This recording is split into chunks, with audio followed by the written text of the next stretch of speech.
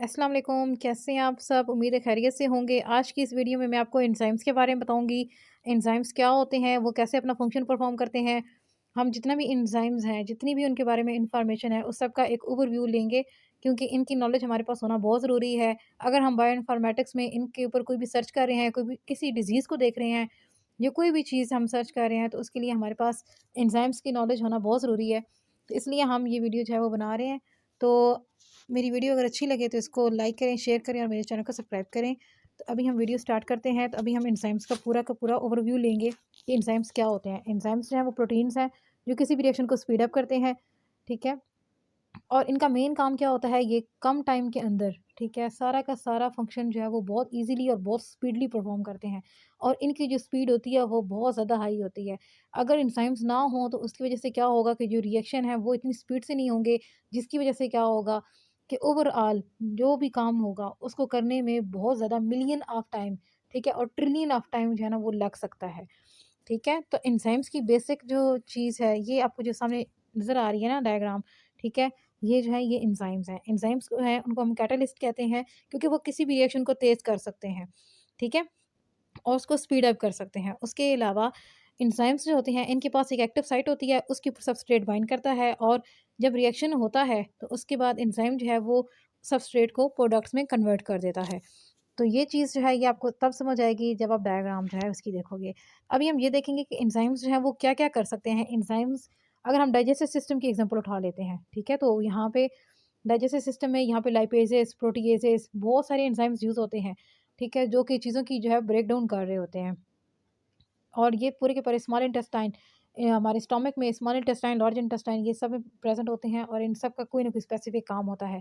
इसी तरह हम डीएनए की अगर बात करते हैं, ठीक है? चाहे वो डीएनए रेप्लिकेशन है, अगर रेप्लिकेशन करनी है तो उसके लिए डीएनए पॉलीमरेज़ेज़ चाहिए, ठीक है? अब उनकी भी आगे से 3-4 टाइप्स होती हैं और इसके अलावा हेलिकेज़ भी चाहिए, वहाँ पे लाइगेज़ भी चाहिए और बहुत सारे जो है ना एंजाइम्स लगते हैं तब जाके प्रोटीन की एक रेप्लिकेशन होती है या कोई भी और अगर फंक्शन है, ट्रांसक्रिप्शन है, ठीक है? मतलब वहाँ से क्या बन रहा है, मैसेंजर आरएनए बन रहा है, तो तब भी ये इतने ही एंजाइम्स जो हैं वो लगेंगे। इसी तरह लिवर जो होता है, इसका मेन काम होता है टॉक्सिसिटी को कम करना, ठीक है? जितने भी टॉक्सिक मटीरियल हैं, उनकी मेटाबॉलिज़्म करना, तो उसके लिए भी सारे के सारे एंजाइम्स यूज़ हो रहे होते हैं। अगर हम सेल को ही उठा लेते हैं, तो उसके अंदर जो हमारे पास आ जाता है माइटोकॉन्ड्रिया, ठीक है? तो माइटोकॉन्ड्रिया की जो मैट्रिक्स होती है, इसके अंदर क्या होता है कि ये सारे के सारे रिएक्शन परफ़ॉर्म हो रहे थे। रिस्पायरेशन का रिएक्शन है, वो इसके अंदर परफ़ॉर्म हो रहा था। एटीपी बन रही होती है, वहाँ पे बहुत ज़्यादा जो है ना एंजाइम्स वो यूज़ होते हैं। जैसे कि इलेक्ट्रॉन ट्रांसपोर्ट चेन चल रही है, यहाँ पे ग्लाइकोलिसिस हो रही है। सब कामों में क्या होता है कि ओवरऑल बहुत ज़्यादा अमाउंट में एंजाइम्स जो होते हैं, ठीक है, वो वर्क कर रहे होते हैं। और सबसे इम्पोर्टेंट चीज़, एंजाइम्स जो होते हैं वो कभी भी किसी रिएक्शन के अंदर यूज़ नहीं होते, बल्कि एंजाइम्स क्या करते हैं कि वो उस रिएक्शन को स्पीड अप करते हैं और रिएक्शन के एंड में वो हमें एज़ इट उसी कंडीशन में वापस मिल जाते हैं, उसी एक्टिव साइट के साथ और उसी शेप के साथ वो हमें दोबारा अवेलेबल हो जाते हैं। एंजाइम्स जो होते हैं ये 2 तरह के मॉडल्स हैं, उनके ऊपर वर्क करते हैं, ठीक है? तो पहला मॉडल ये कहता है कि लॉक एंड की मॉडल है और दूसरा जो है वो इंड्यूस फिट मॉडल है। लॉक एंड की मॉडल के मुताबिक क्या है कि जो एंजाइम है ना, ठीक है, वो एक लॉक है, ठीक है? और जो है सबस्ट्रेट वो एक की है। मतलब एक स्पेसिफ़िक लॉक को एक स्पेसिफ़िक की ओपन कर सकती है और दोनों की जो मतलब एक्टिव साइट होती है, ठीक है? वो क्या होगी, वो स्पेसिफ़िक होगी और उसके साथ स्पेसिफ़िक सबस्ट्रेट जो है वो आके बाइंड करेगा। लेकिन इंड्यूस्ड फुट मॉडल में ये कहते हैं कि जो एक्टिव साइट होती है वो अपने आप को सबस्ट्रेट के अकॉर्डिंग चेंज करती है थोड़ा बहुत, ताकि जो है ना सबस्ट्रेट वो ईज़िली वहाँ पे फुली तरीके से फिट हो जाए। जैसे कि आप ये डायग्राम देखें तो इसमें आपको ये सबस्ट्रेट है, ठीक है? ये एक्टिव साइट साथ में नज़र आ रही है और ये साथ में हमारे पास ये एंजाइम, ठीक है? ये तीनों चीज़ें होती हैं और इनकी वज़ह से ये जब इसके साथ बाइंड करेगा उसके बाद ये चीज़ जो है वो प्रोडक्ट में कन्वर्ट हो जाएगी। तो उसके बाद नेक्स्ट जो है हम देखेंगे ऐसी कौन-सी कंडीशंस हैं जिनके ऊपर एंजाइम जो है वो वर्क डन करता है। तो एंजाइम्स के लिए कुछ स्पेसिफिक कंडीशंस होती हैं। सबसे पहले तो टेम्परेचर 37 डिग्री सेल्सियस होना चाहिए, ठीक है? और अगर पीएच जो है वो 7.5 होनी चाहिए। अगर टेम्परेचर कम होगा या उससे ज़्यादा होगा, कम होगा तो ओवरऑल जो है एंजाइम्स, ठीक है, वो अपना फंक्शन स्टॉप कर देंगे, स्लो कर देंगे। अगर टेम्परेचर हाई हो जाता है, जैसे कि इंसान को फ़ीवर हो जाता है, उसका खाने-पीने का दिल नहीं करता, ठीक है? उसका मोस्टली यही होता है कि वो बस लेटा रहे, ठीक है? वो कोई काम ना करे। वो इसलिए काम नहीं कर पाता क्योंकि उसके एंजाइम जो होते हैं वो डीनेचर हो जाते हैं क्योंकि बॉडी का टेम्परेचर जो होता है वो हाई हो जाता है, ठीक है? और इसी तरह अगर मतलब एसिडिक एनवायरनमेंट हो जाए या फिर अल्कलाइन हो जाए, तब भी क्या होगा, ओवरऑल जो एंजाइम के रिएक्शन होंगे, ठीक है, वो मतलब स्लो डाउन हो जाएँगे, ठीक है? और अगर कंडीशंस जो हैं वो हद से ज़्यादा बढ़ जाती हैं तो वो डीनेचर हो जाएँगे, मतलब उनकी जो एक्टिव साइट है वही अल्टर हो जाएगी। उसके बाद हम बात करेंगे कोफैक्टर्स के बारे में। कुछ कोफैक्टर्स जो है वो ज़रूरी होते हैं एंजाइम्स की एक्टिविटी के लिए, जैसे कि ये जो है ना, ये नॉन प्रोटीन पार्ट होते हैं। नॉन प्रोटीन है तो मतलब ये ऑर्गेनिक भी हो सकते हैं, इनऑर्गेनिक भी हो सकते हैं। जब ये एंजाइम के साथ लगते हैं, ठीक है, तो मतलब जैसे कि अब कोई एंजाइम है तो उसके साथ यहाँ पे कोई कोफैक्टर लगेगा ना, ठीक है, तो तभी जाके ये क्या करेगा, कोई स्पेसिफिक काम कर पाएगा। ठीक है, तो इसके बाद हम इनहिबिटर की बात करेंगे, या इनहिबिशन। इनहिबिशन का मतलब होता है किसी के काम को स्टॉप कर देना। तो यहाँ पे क्या होता है कि उसके जो वर्क डन होता है उसको स्टॉप कर दिया जाता है। अगर आ रहा है कंपिटिटर इनहिबिटर्स, ठीक है, तो इसमें क्या होता है कि फॉर एग्जांपल आप कंपिटिटर को ये लिख लें कि टी जो है, T for thousand, S for substrate. अब एंजाइम जो है ना, ये है हमारे पास एंजाइम, अब इसने बाइंड करना है। तो क्या होगा कि या वो टी के साथ बाइंड करेगा या वो एस के साथ बाइंड करेगा। अगर वो एस के साथ बाइंड करता है तभी प्रोडक्ट्स में कन्वर्ट हो जाएगा, लेकिन अगर टी के साथ करता है तो वहाँ पे वो परमानेंटली कैद हो जाएगा, और उसके बाद वो दोबारा किसी भी सबस्ट्रेट को ब्रेक डाउन नहीं कर पाएगा, उसको प्रोडक्ट में कन्वर्ट नहीं कर पाएगा, क्योंकि उसकी जो बाइंडिंग साइट है, ठीक है, वो फिल हो जाएगी इस टॉक्सिक मटेरियल की वजह से। ठीक है, मोस्टली इसी तरह की वजह से, इसी तरह की टॉक्सिक की वजह से क्या होता है कि बहुत सारे जो है ना बीमारियां फैलती हैं, जैसे कि कैंसर्स वगैरह। ठीक है, तो अब यहाँ पे compete हो गया ना, मतलब इस टी के दरमियान ये नंबर 1 और ये नंबर 2, टी एंड एस, इन दोनों के दरमियान क्या होगा, अब कंपटीशन डेवलप हो जाता है कि कौन सा जो है ना वो जाके एंजाइम के साथ पहले लगेगा और कौन उसके साथ जाके वो बाइंड करेगा। लेकिन नॉन कंपिटिटर में ऐसा कुछ नहीं होता। नॉन कंपिटिटर में जो है ना चीज़ें वो एंजाइम की एक्टिव साइट पे नहीं लिखती, बल्कि उसकी एलोस्टेरिक साइट जो होती है ना वहाँ पे लग जाती हैं। जैसे कि ये देखें, ठीक है, अगर ये फॉर एग्जांपल एंजाइम है, तो यहाँ पे अगर कोई टॉक्सिक मटेरियल लगेगा ना, तो वो इसकी एलोस्टेरिक साइट पे लगेगा, मतलब other than the active site. ठीक है, तो क्या होगा कि यहाँ पे सबस्ट्रेट बाइंड नहीं कर पाएगा। वो बाइंड इसलिए नहीं कर पाएगा क्योंकि अब उसको प्रॉब्लम हो रही है। उसकी प्रॉब्लम की सबसे बड़ी वजह ये है कि जैसे ही एलोस्टेरिक साइट पे यहाँ पे कोई इनिबिटर लगा है, ठीक है, तो उसकी वजह से क्या हो गया कि उसकी ये जो एक्टिव साइट है ना, ठीक है, इसकी शेप जो है वो चेंज हो गई है। ठीक है, वो शेप चेंज हो गई है, सबस्ट्रेट घूमता रहेगा, लेकिन उसको यहाँ पे कोई एंजाइम की जो मतलब फिट एक्टिव साइट वाला एंजाइम उसको नहीं मिलेगा, क्योंकि वहाँ पे जो है इनिबिटर लग गया। ये क्या हो गए, ये नॉन कम्पिटिटिव हो गए। और उसके बाद हम पढ़ेंगे अनकम्पिटिटिव।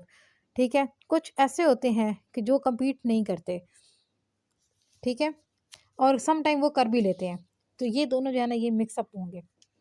और देन हम बात करेंगे रिवर्सिबल की। तो रिवर्सिबल और एक होते हैं इरिवर्सिबल। रिवर्सिबल में क्या हो जाएगा कि अगर कोई इनिबिटर लग गया है तो कुछ देर बाद वो क्या करेगा, वो वहाँ से निकल भी जाएगा। अगर आप सबस्ट्रेट की अमाउंट बढ़ा देते हैं तो क्या होगा कि एंजाइम की जो एक्टिव साइट है वो खाली हो जाएगी और वहाँ पे जाके सबस्ट्रेट लगना स्टार्ट हो जाएंगे। ठीक है, और इरिवर्सिबल में क्या होता है, अगर कोई चीज़ वहाँ पे लग गई है तो वो परमानेंटली लगी है, उसने कोवैलेंट बॉन्ड बना लिया है, अब वो वहाँ से नहीं हटेगी और ना ही एक्टिव साइट जो है वो खाली होगी। अब हम ये देखेंगे एंजाइम। ठीक है, तो एंजाइम्स की जो शेप होती है ना वो सेम प्रोटीन्स की तरह होती है, क्योंकि हम कहते हैं एंजाइम्स आर प्रोटीनेशियस। ये सारे एंजाइम्स प्रोटीन से बने होते हैं, और जिस तरह के प्रोटीन के स्ट्रक्चर्स में हमने देखा था, हीमोग्लोबिन में देखा था कि किस तरह कौन कौन सी चीज़ें मिलकर उसको बना रही थी। ठीक है, ये देखें, ये अमाइनो एसिड की आपको ये ना चेन्स नज़र आ रही हैं। ठीक है, ये आपको अल्फा हेलिक स्ट्रक्चर नज़र आ रहा है, ये बीटा प्लेटेड शीट्स जो हैं ये नज़र आ रही हैं। ये सारे मिलकर टर्शियरी स्ट्रक्चर बनाएंगे और इस तरह एक जो है एंजाइम बन जाएगा। ठीक है, तो अब हम एग्जांपल्स देखते हैं। सबसे पहले हम देखते हैं लाइपेजेस। लाइपेजेस वो एंजाइम्स हैं जो फैट्स को मेटाबोलाइज़ करने में हेल्प करेंगे। ठीक है, ये फैट्स को मेटाबोलाइज़ करेंगे।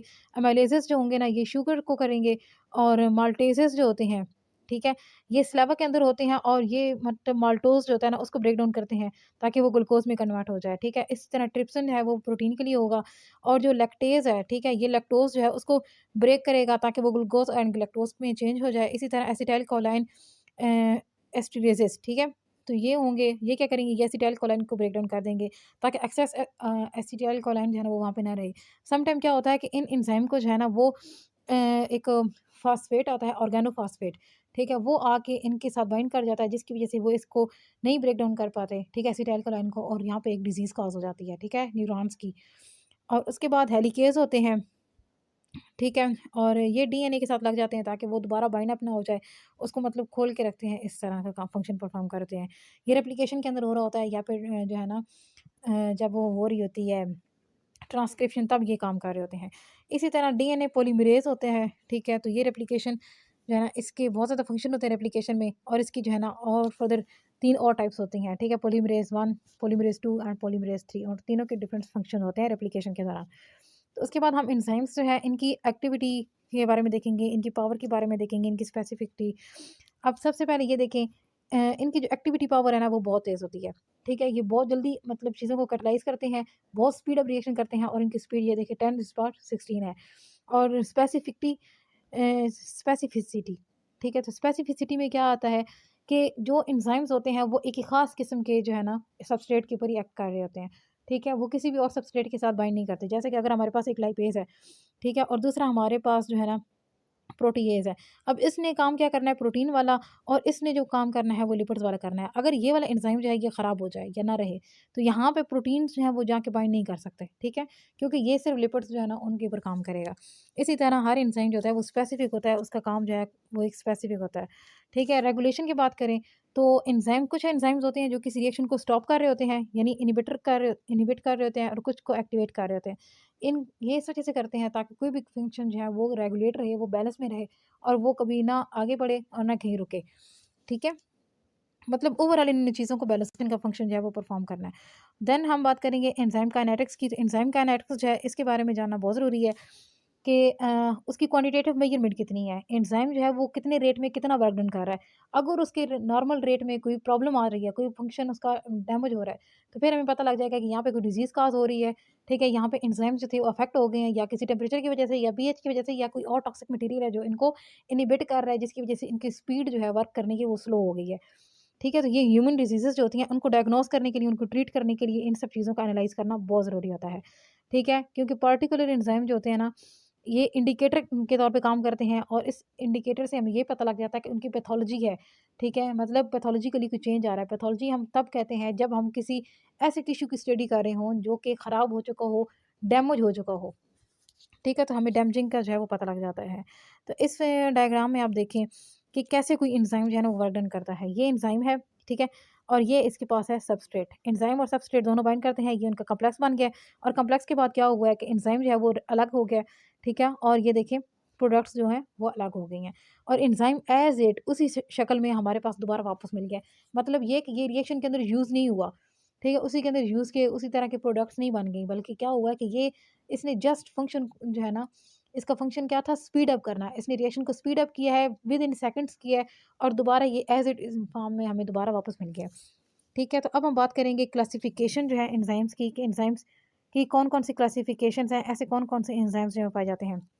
सबसे पहला जो एंजाइम हमारे पास आ जाता है, ठीक है? वो है हमारे पास है ऑक्सीडो रिडक्टेज़ेज़, ठीक है? ये क्या करेंगे ऑक्सीडेशन और रिडक्शन के जो फंक्शंस हैं ना वो परफॉर्म कर रहे होंगे, ठीक है? ट्रांसफरेज़ेज़ क्या करेंगे फंक्शनल ग्रुप को ट्रांसफर कर रहे होंगे एक ग्रुप से दूसरे में, ठीक है? हाइड्रोलिसिस क्या करेंगे वो वाटर का मॉलिक्यूल ऐड कर देंगे और किसी भी रिएक्शन को जो है ना वो परफॉर्म करेंगे। आइसोमेरेसिस क्या होते हैं कि वो मतलब स्ट्रक्चर्स डिफरेंट होंगे लेकिन वो होंगे आइसोमर्स और उनमें जितने भी एलिमेंट्स के जितने भी एटम्स होंगे, ठीक है? वो सारे के सारे जो है ना वो बराबर होंगे।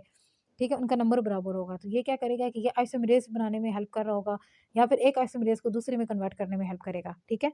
जैसे हम पढ़ते हैं ना left handed and right handed, लेकिन वो होते सेम है, सिर्फ़ उनका थोड़े से जो है ना स्ट्रक्चर या थोड़े से बॉन्ड्स होते हैं वो इधर-उधर होते हैं। ठीक है? तो इसी तरह जो है लाइएज़ेज़ ये क्या करेगा ये डबल बॉन्ड जो है उसकी एडिशन कर देगा, ठीक है? कोई भी काम है ना उसमें मतलब कोई भी कंपाउंड है, केमिकल कंपाउंड उसके अंदर डबल बॉन्ड जो होगा उसको इंक्रीज़ करेगा। इसी तरह ये जो है हमारे पास लाइगेज़ेज़, ठीक है? तो ये क्या करेगा ये बॉन्ड्स की जो है ना वो फ़ॉर्मेशन करेगा, ठीक है? और इसमें जो है वो क्या यूज़ करेगा एटीपी यूज़ कर लेगा।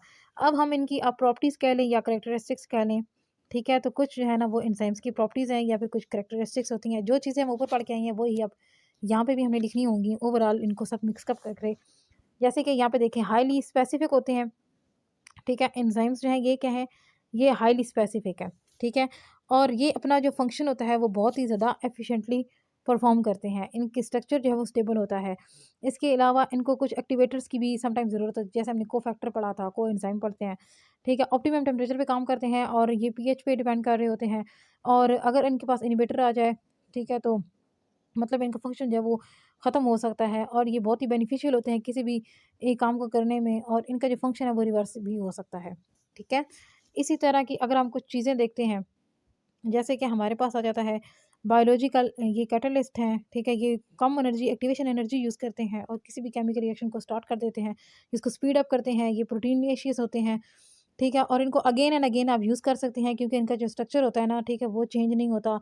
इसके अलावा ये सबस्ट्रेट के साथ जो है वो रिएक्ट करते हैं। समटाइम कुछ ऐसे एंजाइम हैं जो लॉक एंड की मॉडल के तहत काम करते हैं, कुछ ऐसे हैं जो इंड्यूस फिट मॉडल के तहत काम करते हैं। इसके अलावा ये सिंथेसिस भी कर सकते हैं और लेसिस भी कर सकते हैं, मतलब ये चीज़ों को बना सकते हैं और चीज़ों को बिगाड़ भी सकते हैं, ये तोड़ सकते हैं। इसी तरह एंजाइम तब डीनेचर होते हैं जब प्रोटीन जब जो है ना, मतलब पीएच और साथ में जो है टेम्परेचर, इन दोनों की जो अमाउंट है वो गड़बड़ हो जाए, ठीक है। इसी तरह अगर देखा जाए तो कुछ प्रोटीन्स जो हैं, प्रोटीन्स हो गए या आरएनए हो गए, ठीक है, इनकी हम एग्जांपल भी दे सकते हैं। जैसे कि अगर हम बात करते हैं राइबोज़ाइम की, ठीक है, ये अब आरएनए के ऊपर बेस करता है। कुछ ऐसी मतलब है एंजाइम जिनके पास क्या होता है कि थोड़ा अमाउंट में आरएनए जो होता है ना, ये भी प्रेजेंट होता है, ठीक है। और ये कैटलिस्ट है, चीज़ों को मतलब रेट जो है वो हाई करते हैं, जल्दी से चीज़ें जो है ना ब्रेक डाउन कर देते हैं। इसी तरह रिएक्शन का रेट जो है वो हाई हो जाता है, ठीक है। और कुछ माइल्डर रिएक्शन कंडीशंस होती हैं, मतलब कुछ कंडीशंस ऐसी होती हैं जिनके ऊपर वो वर्क डन कर रहे होते हैं, ठीक है। जैसे कि टेम्परेचर के बारे में बात की है, जैसे कि अब इंसान की फिजियोलॉजी भी डिपेंड कर रही होती है। ऐसा नहीं कि सबके एंजाइम एक ही रेट पे काम करेंगे, बल्कि उनकी फिजियोलॉजी डिपेंड करेगी, उनकी बॉडी की कंडीशन कैसी है, ठीक है। तो इसी तरह ग्रेटर रिएक्शन स्पेसिफिसिटी है, मतलब ये कि वो मतलब स्पेसिफिक होती हैं किसी भी काम को करने के लिए, ठीक है। और इनकी जो है ना रेगुलेशन कैपेसिटी वो बहुत अच्छी होती है, और ये किसी भी रिएक्शन को जो है वो इजीली रेगुलेट कर लेते हैं, ठीक है। तो आज यहाँ पर वीडियो ख़त्म होती है। अल्लाह हाफिज़, टेक केयर एंड दुआ में याद रखें।